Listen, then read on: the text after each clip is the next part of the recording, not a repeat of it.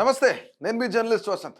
తెలంగాణ రాష్ట్ర వ్యాప్తంగా అందరూ కూడా జూబ్లీ హిల్స్ బైపోల్ గురించే మాట్లాడుకుంటున్నారు. అయితే ఇప్పటివరకు జూబ్లీ హిల్స్ నియోజకవర్గంలో ఉదయం ఓటింగ్ స్టార్ట్ చేసిన దగ్గర నుంచి ఇప్పటివరకు ఎంత పర్సెంటేజ్ అయింది, ఎంతెంత ఓట్లు పోలైనాయి, అలాగే ప్రముఖులు ఎవరెవరు వచ్చారు మనం చూసిన స్క్రీన్ పైన రాజమౌళి కూడా తన ఓటు హక్కును వినియోగించుకున్నారు. సో ముఖ్యంగా రాజమౌళితో పాటు ఇద్దరు ఎమ్మెల్యే అభ్యర్థులు, అటు కాంగ్రెస్ ఎమ్మెల్యే అభ్యర్థి నవీన్ కుమార్ యాదవ్, అలాగే ఇంకా మాగంటి సునీత గోపీనాథ్ కూడాను తమ ఓటు హక్కును వినియోగించుకున్నారు.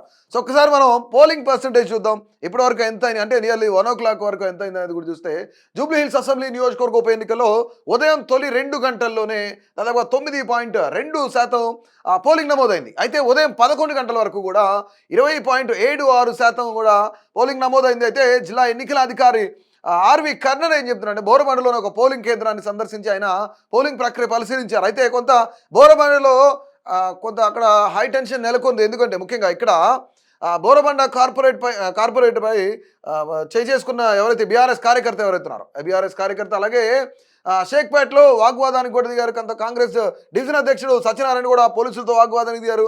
అలాగే బీఆర్ఎస్ డివిజన్ నాయకులను కూడాను లోపలికి అనుమతిస్తున్నారు అని చెప్పేసి ఆరోపణలు కూడా చేస్తున్నారు. ముఖ్యంగా ఏంటంటే మొబైల్ ఉన్న వ్యక్తులు ఎవరు కూడాను లోపలికి వెళ్ళకూడదు అనేది అక్కడ ఉన్న నిబంధన. అయితే ఇప్పటి వరకు 1 o'clock వరకు చూసుకుంటే మనకి దాదాపుగా 30% వరకు పోలింగ్ నమోదైంది అన్నట్లుగా కూడా మనకు తెలుస్తుంది. ఎందుకంటే ఇక్కడ ఈసారి పోలింగ్ డెఫినెట్లీ చాలా ఎక్కువగా జరగబోతుంది. అంటే గతంలో 47, 48, 50 వరకే ఉండేది, కానీ ఇప్పుడు ఈసారి దాదాపుగా 65+ పోలింగ్ నమోదు అవుతుంది, పోలింగ్ పర్సంటేజ్ నమోదు అవుద్ది అనేది కూడా చాలా ముఖ్యంగా ఉత్కంఠ అయిపోయింది. ఎందుకంటే ముఖ్యంగా ఇక్కడ మనం చూస్తే మొదటి 2 గంటల్లో దాదాపుగా 9.2% పోలింగ్ నమోదైంది. ఆ తర్వాత ఉదయం 11 గంటల వరకు చూసుకుంటే మనకు 20.76% అయితే నమోదైంది. అంటే నియర్లీ 1 o'clock చూసుకుంటే 1 o'clock వరకు చూసుకుంటే దాదాపుగా 30% పైన పోలింగ్ నమోదైంది అన్నట్లు కూడా మనకు అందులో సమాచారం.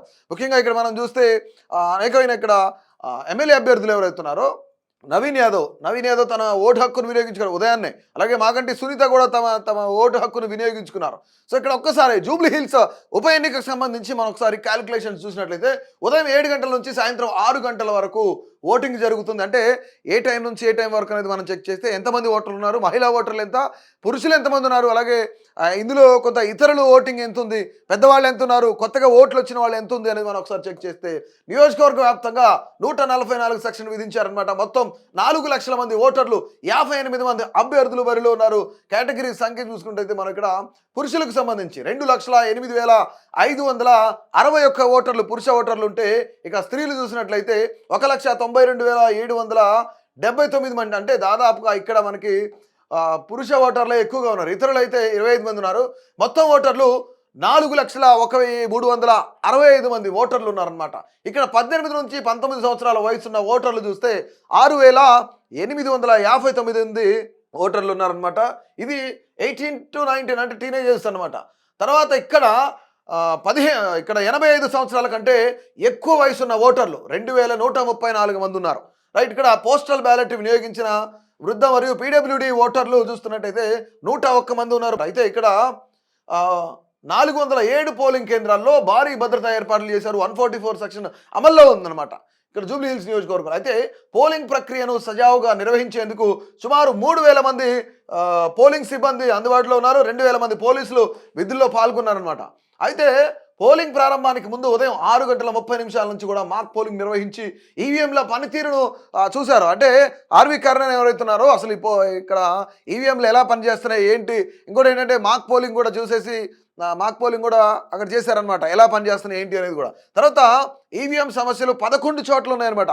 ఎలక్ట్రానిక్ ఓటింగ్ మిషన్స్ ఏవైతే ఈవీఎంలు ఉన్నాయో కొన్ని సాంకేతిక లోపాలు ఉండటం వల్ల దాదాపుగా 11 చోట్ల ఈవీఎంలు మొరాయించాయని చెప్పుకోవచ్చు. అయితే ముఖ్యంగా వాటిని వెంటనే సరిదిద్దారు కూడా.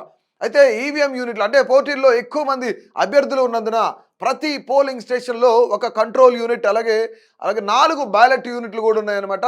మరియు ఒక వీవీప్యాట్ కూడా ఉపయోగించారు. మొత్తం 561 ఏదైతే మనం అనుకున్నామో కంట్రోల్ యూనిట్స్ ఉన్నాయి. అలాగే 2,394 ఇక్కడ ఏంటంటే బ్యాలెట్ యూనిట్లు కూడా ఉన్నాయి. మరియు 595 వీవీప్యాట్స్ కూడా ఉన్నాయన్నమాట ఇక్కడ మోహరించారు. మొత్తం మొబైల్ కౌంటర్లు అయితే చూస్తే ఓటర్లు తమ మొబైల్ ఫోన్లను పోలింగ్ స్టేషన్లోకి వెళ్లే ముందు కూడా ఇక్కడ డిపాజిట్ చేయాల్సిందే. ఓటేసిన తర్వాత మళ్ళీ తిరిగి తీసుకోవాలి. పోలింగ్ సిబ్బంది చూస్తే 2,060 మంది పోలింగ్ సిబ్బంది ఉన్నట్లు మనకి విధుల్లో ఉన్నట్టు తెలుస్తుంది. ఇక్కడ ఓటు హక్కుని ఎవరెవరు మాగంటి సునీత కానివ్వండి, అలాగే బీఆర్ఎస్ అభ్యర్థి మాగంటి సునీత, అలాగే కాంగ్రెస్ అభ్యర్థి నవీన్ యాదవ్ కూడా వాళ్ళ ఓటు హక్కును వినియోగించుకున్నారు. సో మొత్తానికి కూడాను ఇది ప్రస్తుతానికి ఉన్న ఎంత ఓటింగ్ మనకి అక్కడ పోల్ అయింది అనేది దాదాపుగా 1 గంట ప్రాంతానికి అయితే 30% వరకు పోలింగ్ నమోదు అయినట్లు కూడా మనకు అంతున్న సమాచారం. సో ఓవరాల్గా ఈరోజు సాయంత్రం వరకు కూడాను ఈ ఓటింగ్ జరుగుతూ ఉంటుంది. దాని తర్వాత 14వ తేదీన రిజల్ట్ వస్తుంది. అసలు ఎవరి భవితవ్యం ఏంటి అనేది కూడా 14వ తారీఖున తెలుసుకుందాం.